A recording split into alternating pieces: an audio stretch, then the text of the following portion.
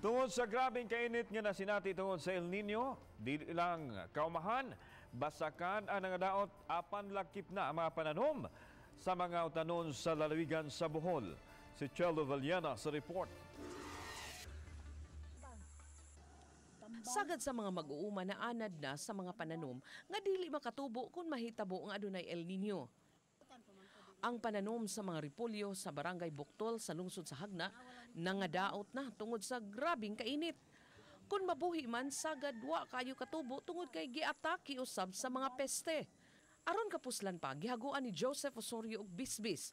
Ang gitanom niya mga repolyo bisan nihit na kaayo ang tubig. Ninipis na ang tubig pero nakuha na mo nga ug di lang nigigit siya muhubas maka-harvest pagid mi ani taman sa May. Swerte-swerte lang ang pananom ni Osorio tungod kay wa man siya'y pangitang lain. Susamang kasinatian usab ang nahitabo kang Nilo Bulag sa dulan usa ka ektarya niya nga pananom sa Barangay Ilaod nga nangadaot usab. Wa ma-insured ang iyang mga pananom maong gidawat na lang niya nga wa na siya mahimo sa mga utanon.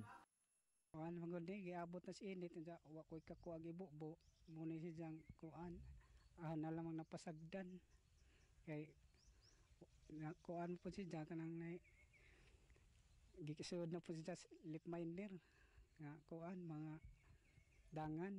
Ang iyang pananom mauna ang gikuhaan sa panginabuhi ug sa pagpatungha sa iyang mga anak sa kolehiyo.